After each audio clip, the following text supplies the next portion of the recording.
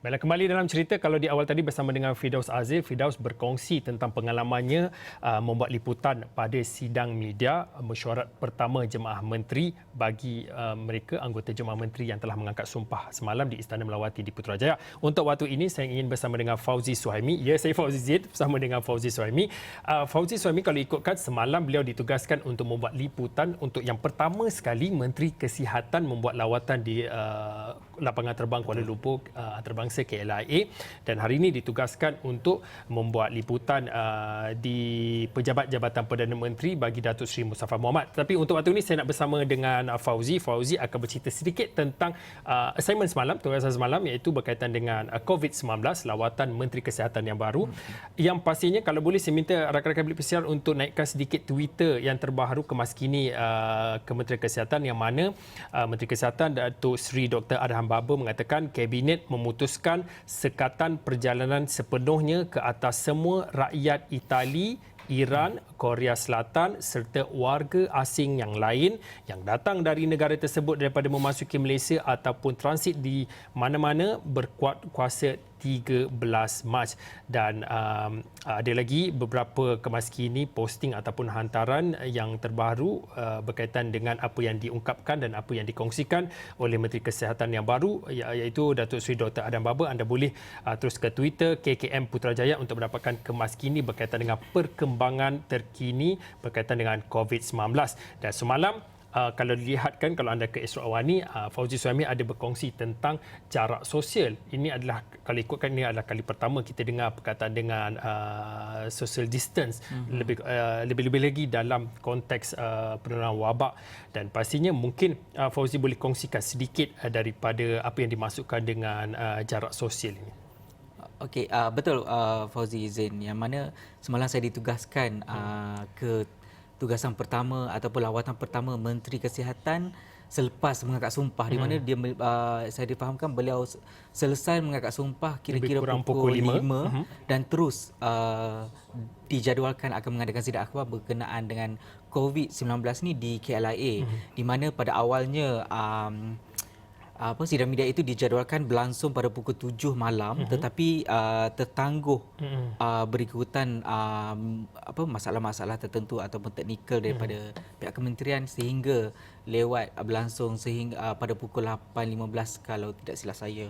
Dan dalam lawatan itu Menteri Kesihatan Datuk Seri Adham Baba menjelaskan bukan sahaja menjelaskan tentang peningkatan kes, tetapi dia mengajak ataupun menyeru rakyat Malaysia untuk melakukan ataupun mengambil inisiatif melakukan inisiatif penjarakan sosial, di mana apa yang dimaksudkan penjarakan sosial itu adalah menjarakkan diri daripada persekitaran ataupun orang ramai dan sekurang-kurangnya 1 meter daripada orang ramai. Dan kalau boleh beliau juga memperkenalkan kempen di mana tangan di dada merupakan salah satu kempen untuk salam bagi semua orang, bagi mengelakkan persentuhan antara satu sama lain.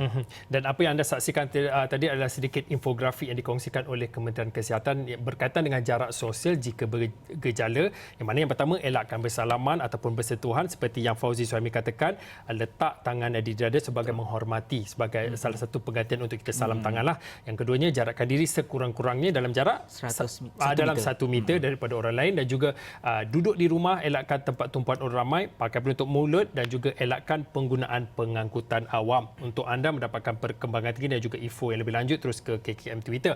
Baiklah, cerita tentang COVID dan pastinya akan ada kemaskini yang kami kongsikan di esrokawani.com. Baiklah, untuk hari ini Fauzi Suhaimi ditugaskan untuk membuat liputan hari pertama Datuk Seri Mustafa Mohamad, yang mana masuk ke pejabat. Datuk Seri Mustafa Mohamad adalah Menteri di Jabatan Perdana Menteri Ekonomi, dan pastinya selain daripada membuat liputan bukan saja tentang clock in, pastinya ada soalan-soalan wartawan yang ingin ditanyakan kepada Menteri di Jabatan Perdana Menteri, khusus daripada prospek ekonomi ini.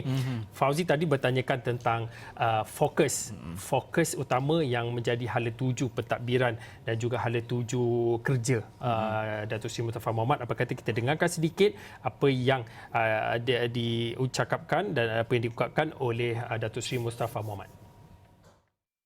bagi kami kita menghadapi krisis ekonomi dengan masalah harga minyaknya, masalah penganggurannya, masalah COVID-nya, masalah pelancongan sektor yang penting yang turut terjejas. Maka kita amat menggalonkan penubuhan Economic Action Council. Yang kedua, prioriti kita ialah untuk menyiapkan kerja-kerja yang Tuan Azmin sudah mulakan bersama Yang Amat Dr. Razif dalam menyediakan rancangan Malaysia ke-12, ya, yang mana gagasannya ialah kawasan kemakmuran bersama. Itu dua prioriti. Okey, itu antara fokus yang disebutkan oleh Datuk Seri Mustafa Mohamed. Mungkin kalau boleh dirumuskan sedikit fokus-fokus yang dikatakan oleh Datuk Seri Mustafa Mohamed. Alright. Berdasarkan perkongsian ataupun hasil temu bual yang saya interview Datuk Seri Mustafa Mohamed tadi, di mana beliau tidak asing lagi dalam bidang ekonomi, sebab sebelum ini pun beliau pernah menjawat sebagai jawatan Menteri Perdagangan Antarabangsa dan Industri.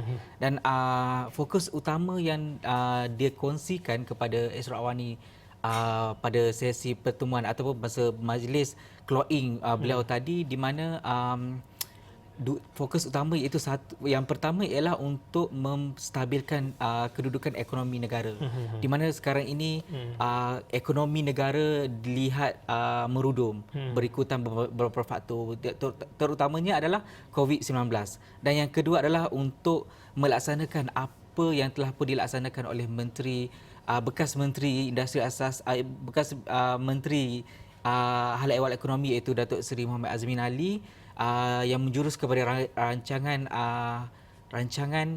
Malaysia RMK ke-12. Ya. Okay. Dan pastinya untuk anda boleh terus ke esraawani.com untuk membaca artikel yang ditulis oleh Fauzi Suami, yang mana fokus utama Mustafa adalah untuk bantu menstabilkan ekonomi semasa, yang mana beliau tuliskan antara lain kedua-dua fokus itu adalah usaha untuk menstabilkan keadaan ekonomi semasa dan juga menyiapkan kerja-kerja yang telah pun dilaksanakan oleh bekas Menteri Hal Ehwal Ekonomi yang terdahulu iaitu Datuk Seri Azmin Ali. Seperti anda saksikan video sebentar tadi, Datuk Seri Azmin Ali turut kelihatan di bangunan dan juga di kawasan tersebut, dan antara lain Fauzi juga turut bertanyakan tentang kepada Datuk Seri Muhammad Azmin tentang tiada penstrukturan semula agensi. Mungkin boleh kongsikan berkaitan dengan itu. Tadi saya berkesempatan menemu bual Datuk Seri Muhammad Azmin Ali, di mana soalan utama saya adalah berkaitan dengan agensi-agensi yang pernah ditempatkan di bawah kementeriannya sebelum ini, dan adakah agensi itu akan berlaku penstrukturan semula bila berlakunya